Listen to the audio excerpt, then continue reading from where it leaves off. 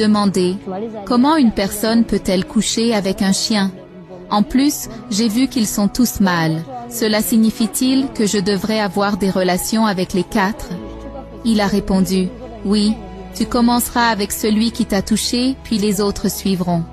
Comment cet homme peut-il imposer un travail aussi inhumain à Sabina sans son consentement? Comment personne ne l'a averti de ce dans quoi elle s'engageait?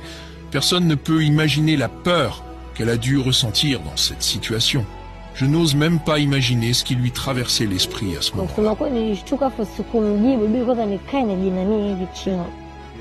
J'étais sans voix et j'ai baissé la tête, me demandant où je pourrais le dénoncer. J'ai pensé à aller voir les voisins pour signaler ce qu'ils me demandaient. Je suis restée assise environ 1 heure, cherchant une réponse à lui donner.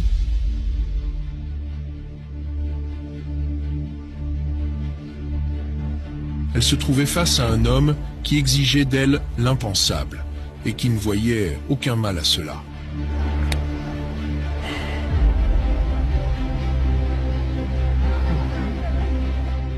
J'avais besoin de temps pour planifier ma fuite. En attendant, je devais rester dans leur bonne grâce. Alors, je lui ai demandé, quand dois-je faire ces choses avec les chiens? À n'importe quel moment. Il a répondu, oui, à tout moment. Après un moment, je lui ai dit, s'il te plaît, donne-moi 2 jours pour y réfléchir.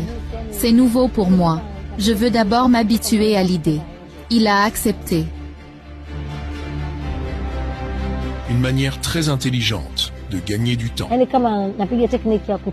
Les jours que j'avais demandé pour m'habituer passèrent. Je suis allée le voir et lui ai dit, je ne peux pas me résoudre à le faire, c'est impossible. J'ai ajouté, je ne me sens pas bien, j'ai mes règles. Donne-moi 2 semaines pour me rétablir. Il a répondu, pas de problème, soigne-toi d'abord. J'avais effectivement mes règles, mais si j'ai demandé 2 semaines, ce n'était pas parce que j'en avais besoin, mais parce que j'avais besoin de temps pour trouver un moyen de fuir. Une stratégie intelligente pour éviter la situation, mais que faire ensuite? Durant ce temps, je me suis familiarisée avec le quartier. Un jour, mon employeur m'a dit, je pars, mais ne laisse entrer personne sauf nous à notre retour. J'ai acquiescé. Ce jour-là, après son départ, j'ai rassemblé mes affaires, sans savoir qu'il avait laissé des gardes pour me surveiller. J'étais sur le point de partir lorsque 2 gardes m'ont attrapé, ramené à l'intérieur et enfermé dans une pièce nauséabonde, sans air. Respirer était difficile. Oh, lorsqu'une domestique tente de s'échapper en Arabie Saoudite, ses employeurs peuvent lui infliger des traitements inhumains, voire pire.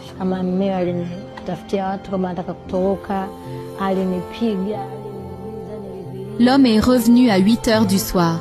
Il m'a trouvé enfermé, et en ouvrant la porte, il m'a battu violemment, me blessant et me faisant saigner. Après m'avoir brutalement frappé, il m'a dit, c'est ton premier et dernier avertissement, ne recommence pas.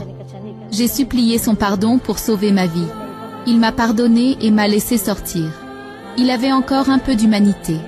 Il ne m'a pas renvoyé dans la pièce des chiens, mais dans la chambre où je dormais depuis mon arrivée. J'y suis restée 1 semaine.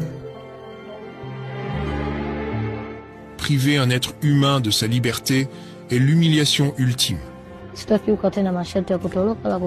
Dans mon cœur, j'avais décidé que je ne resterais pas là, mais j'ai promis de ne plus tenter de fuir et d'obéir à tout ce qu'il me demanderait. C'était la chose la plus intelligente à faire dans cette situation. Quelle force mentale après tant d'épreuves. Un immense respect. Une fois guérie, je lui ai dit que j'étais prête à travailler avec les chiens, comme il l'avait demandé.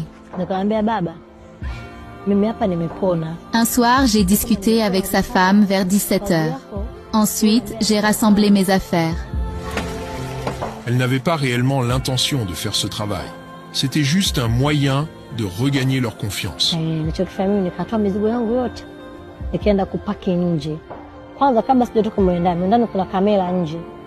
Mais des caméras surveillaient tous mes mouvements.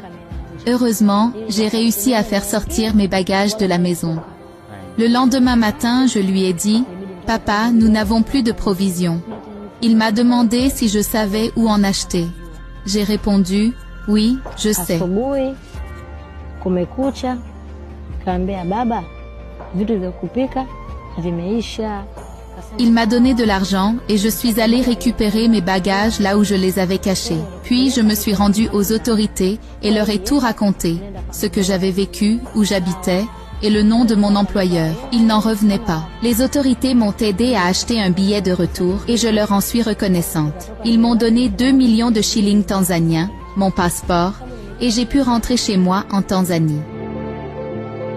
Son courage et son sang-froid dans une situation aussi tendue sont remarquables. Toute cette brutalité et cette inhumanité n'ont pas réussi à la briser.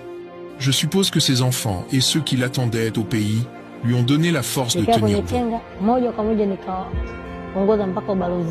Ma famille m'a accueilli chaleureusement, sans savoir par quoi j'étais passée. Ils étaient simplement heureux de me voir vivante. Et mes enfants aussi. Mon voyage à l'étranger a commencé avec une femme qui aidait les gens à obtenir un emploi et un visa. Elle m'a conseillé sur les documents et les tests nécessaires, et m'a accompagnée dans la procédure pour 70 000 shillings.